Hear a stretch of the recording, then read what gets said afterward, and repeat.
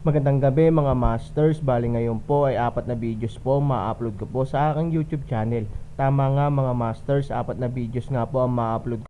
Mga masters, okay lang po bang wag nyong skip ang mga ads sa aking mga videos? Salamat po talaga mga masters sa solid na pagsuporta po sa akin. Yon, what's up mga masters? Nandito na naman tayo sa panibagong araw, panibagong kabanata na naman ang pagsasama-samahan natin ngayon guys.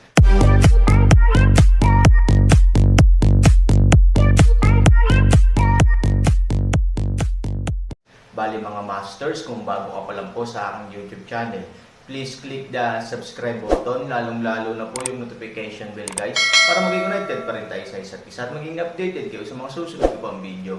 Bali mga masters, bago natin umpisahan ng kwento ay mag-shoutout po muna tayo para sa mga solid nating tagapakinig. Shoutout kay Thunder Valenciayo. Shoutout kay Ronald Rodriguez. Yun na nga mga masters, no? Bali hindi na ito patagalin. In 3, 2, 1, let's go! Kabanata 1956 hanggang 1960. Walang kamalay-malay na inilantad ni Lintong ang mga plano nila ni Xiao Xiao. Sa oras na ito, hindi niya maiwasang kiligin. Alam ni He Qingfeng na ang mga kahihinatnan ay napakaseryoso. Higit pa rito, pinagtaksilan niya si Xiao Xiao at sinaktan ang babaeng ito na may pusong parang ahas. Ang mga kahihinatnan ay mas hindi maisip. Pero halatang imposibleng bawiin ang natapong tubig. Nang makita ni Lintong na nakatitig sa kanya ang nakamamatay na mga mata ni Xiao Xiao, hindi siya naglakas loob na tumangala. Hinawakan ni He Qingfeng si Lintong sa kwelyo at itinaas sa ere. Alam niya kung gaano kakusa ang kanyang anak. Kung gumawa siya ng isang bagay na labag sa mga panuntunan ng Apocalypse, kahit bilang pinuno ng ikatlong bulwagan, hindi niya mapanatiling ligtas si Xiao Xiao, kaya mapipigilan lang niya ito bago ito mangyari. Lintong, gusto kong sabihin mo sa akin kung ano ang nangyayari at kung ano ang iyong plano. Sabi ni He Qingfeng na nagngangalit ang mga ngipin. Lintong kahit paghinga ay nanginginig, siya Qingfeng's malakas na presyon ng field siya halos hindi makahinga.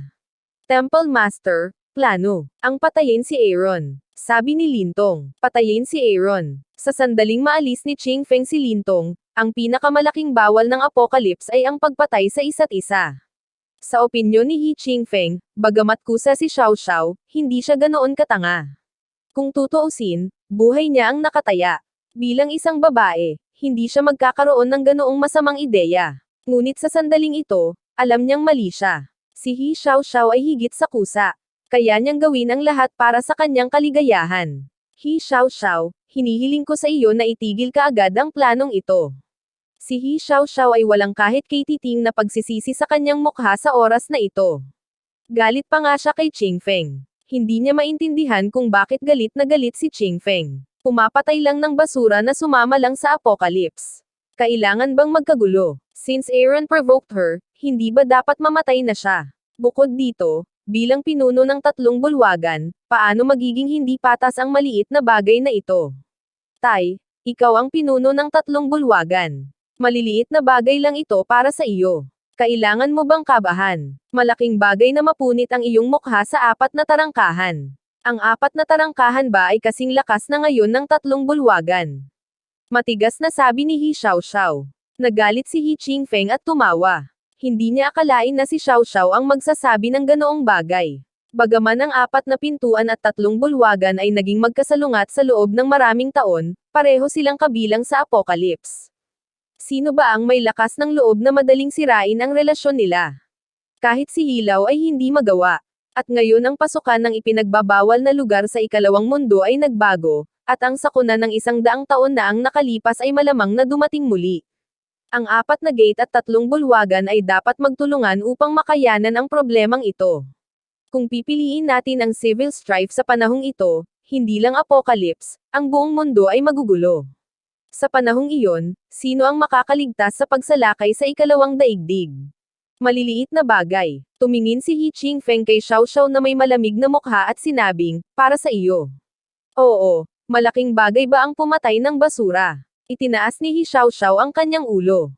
Hindi niya alam na mali talaga siya. Tinanggap pa nga niya iyon.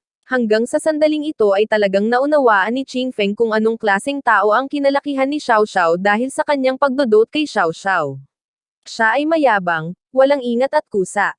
Hindi na siya ang nakakatawang munting prinsesa ng taong iyon. Kailangan nating gumawa ng paraan para ma-realize niya ang pagkakamali niya. Pop, ikinumpas ni He Qingfeng ang kanyang palad at sinampal siya sa mukha. Parang tumigas ang hangin sa isang iglap. Tinakpan ni He Xiaoxiao ang kanyang mukha at hindi makapaniwalang tumingin kay Qingfeng. Sa kanyang paglaki, hindi siya kailanman binugbog, sinubukan ni Qingfeng ang lahat ng paraan para mahalin siya, hindi kailanman hinayaan na siya ay mali, ngunit ngayon, binigyan siya ni Qingfeng ng isang sampal sa mukha. Nang sampelan siya ni Qingfeng sa mukha, ang unang reaksyon sa kanyang puso ay nagsisi siya, labis na nagsisi, at minahal niya ang kanyang anak sa loob ng mga dekada. Paano niya nagawang matalo ng husto? Tinamaan mo ako. Ang mga mata ni He Xiaoxiao ay unti-unting naging malungkot at sinabi sa kanya si Qingfeng. Anak, ako, tumingin si Qingfeng kay Xiaoxiao na bahagyang naguguluhan. Growing up, you never hit me, but now, you hit me because of an outsider. Naramdaman ni He Xiaoxiao ang nag-aapoy na sakit sa kanyang mukha, at ang kanyang mga mata ay naging mas walang emosyon. I want you to know that when the apocalypse breaks the rules, beating you is just a wake up.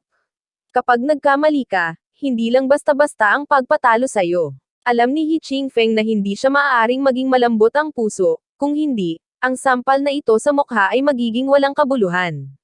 Dapat niyang hayaang matanto ni Xiaoxiao ang kanyang pagkakamali. Ngunit maaari ba siyang Xiaoxiao? Malinaw na hindi, dahil sa sampal na ito, hindi lamang niya kinasusuklaman ang Aaron, kundi kinasusuklaman din niya si Qingfeng. I am very conscious, at hindi mo ito mapipigilan ngayon. Sabi ni He Xiaoxiao, kinakagat ang kanyang mga ngipin sa likod. Biglang lumingon si He Qingfeng at tumingin sa challenge arena. Sa oras na ito, nakatayo na si Aaron at ang kanyang test officer sa challenge arena. Malinaw na ang plano ni Xiaoxiao ay patayin si Aaron kasama ang test officer. Hindi gagana ang plano. Sa oras na ito, sinabi ni Lintong sa isang panig na pagkatapos makita ang lakas ni Jiang Yingying, alam niya na ang taong hinahanap niya ay hindi kailanman maaaring maging kalaban ni Aaron. Maging si Jiang Yingying ay halos may lakas ng salita ng langit. Paano magiging mahina ang Aaron kaysa sa kanya? At ang taong hinahanap niya ay isang master lang sa local level. Ngayon ay lubusang naunawaan ni Lintong kung gaano niya minamaliit ang Aaron. Nahigitan siya ng Aaron, hindi dahil sa oras, ngunit dahil noong ipinaalam niya sa Apocalypse ang kanyang tunay na lakas. Magbabago lang ang lahat ng ito dahil sa isang ideya niya, ang pinapaboran ng Diyos. Anong apat na nakakatawang salita? Sa harap ng Aaron, wala siya, ano bang pinagsasasabi mo? Maniwala ka man o hindi, papatayin kita. Para sa kanya si Xiaoxiao, nasabik sa pagkamatay ni Aaron, ang mga salita ni Lintong ay lampas sa kanyang pagtanggap. Sabi ni Lintong na may nakakagaan ng ngiti, sa katunayan, alam nating lahat kung gaano kalakas ang Aaron. Kaya lang ayaw nating aminin. He Xiaoxiao, hindi mo pa ba nakikilala ang katotohanan? Kahit na ikaw o ako, hindi ka kasing galing ng Aaron. Ang nasa iyo ay katayuan lang ng anak ng pinuno ng ikatlong bulwagan, samantalang ako ay huwad na pangalan lamang ng anak ng langit. Sa harap ng lakas, tayo ay wala. Para sa Xiaoxiao, ang mga salitang ito ay halos nakakadurog ng puso. Ang lakas ay lakas. Mas mahalaga ba talaga ang lakas kaysa katayuan? Siya ang anak ng pinuno ng tatlong bulwagan. Kahit na makilala siya ng Panginoon ng tatlong makalangit na karakter, dapat siyang tawaging unang ginang. How can Aaron compare with her? Utot ka, ganitong basura, anong mga kwalifikasyon at ako ang katumbas ni He Xiaoxiao tinuligsa. Sa challenge arena, nasa likod pa rin niya ang dalawang kamay ni Aaron, ngunit ang kanyang posture ay hindi nagbibigay ng biglaang pakiramdam sa mga tao, at walang nag-iisip na siya ay masyadong pabaya kapag nahaharap sa pagsubok ng mga local level masters. Sa kabaligtaran, maraming mga tao ang nag-iisip na ito ay ang pagganap ng mga tunay na master, at kahit na maraming mga kababaihan ay tumingin sa Aaron na may baliw na mukha.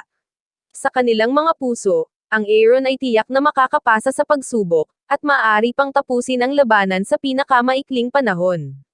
Pagkatapos ng lahat, ipinakita sa kanila ni Jiang Yingying ang imposibleng himala noon, at ang Aaron ay halatang mas malakas kaysa kay Jiang Yingying. Paanong hindi magagawa ni Aaron ang kaya niyang gawin? Sobrang gwapo. Mas marami pa pala ang gwapo sa mundo kaysa kay Lintong. Siya ang tunay na mapagmataas na anak ng langit. Si Lintong ay wala. Mula ngayon, ang Prince Charming ko ay Aaron. Ano Lintong, lumayas ka. Ang mga nagsabi ng mga salitang ito ay dating mga tagahanga ng Lintong, ngunit ngayon, sunod-sunod silang bumaling sa Aaron at ipinahayag ang kanilang pagmamahal sa Aaron ng walang lihim. Aaron, gusto kong maging babae ka. Ako ang destiny mo. Look at me. Look at me. Aaron, hihintayin kita na pakasalan ako. Maraming kababaihan sa ilalim ng entablado ang nagsimulang gumalaw, ngunit narinig ni Aaron ang mga salitang ito, ngunit hindi gaanong masaya, sakit lamang ng ulo, hindi niya kailangan ang pagmamahal ng mga babaeng ito, at para sa kanya, ang ganitong uri ng bagay ay hindi nagpapahintulot sa kanya na magkaroon ng anumang pakiramdam ng higit na kagalingan, ngunit ito ay isang pag-aalala, napakalaking problema. Nagkaroon ng matinding galit sa pagitan ng mga kilay ng Prefecture Level Testing Officer.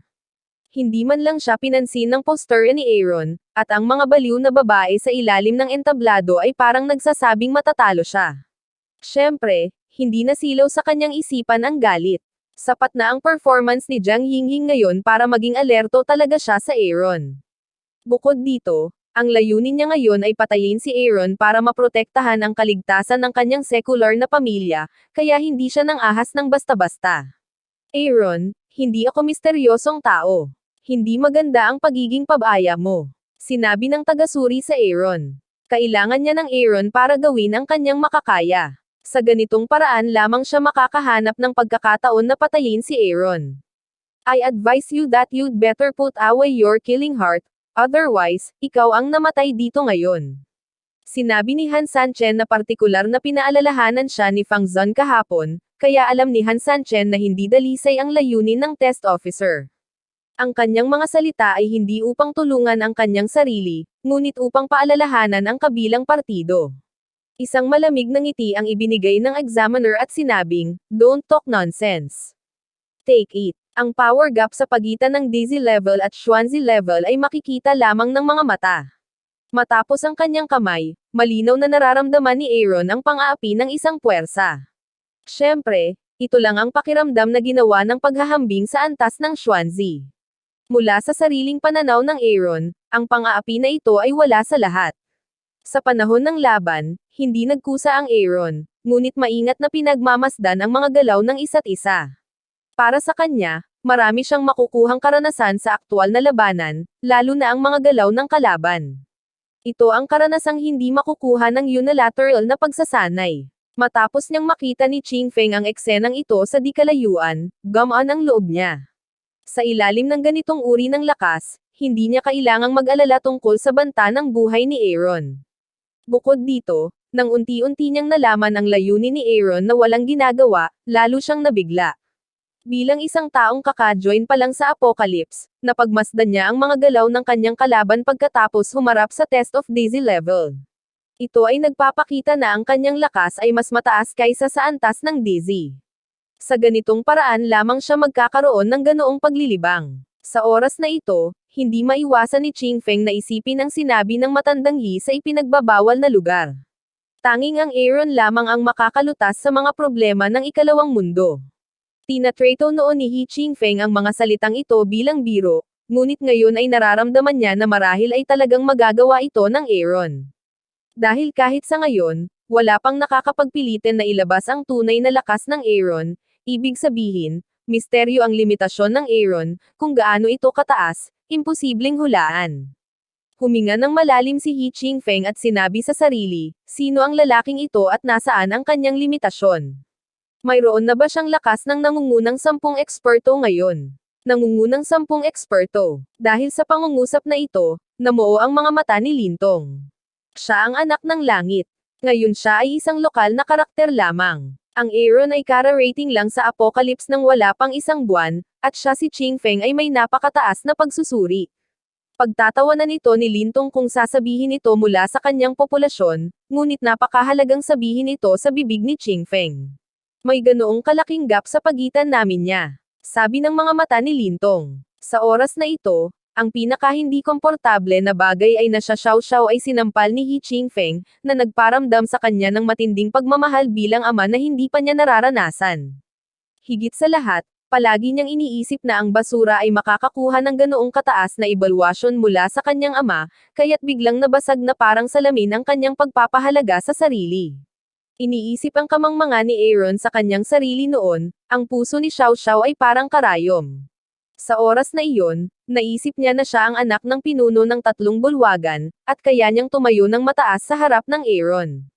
Ngunit ngayon, ang Aaron ay may halos lakas ng langit, na nagpapawala sa kalamangan sa posisyon ni Xiao Xiao.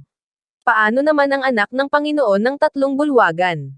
Sa Apocalypse, isang lugar kung saan ang lakas ay iginagalang, ang malakas sa salita ng langit ay magbibigay sa kanya ng manipis na mukha kung sila ay payag.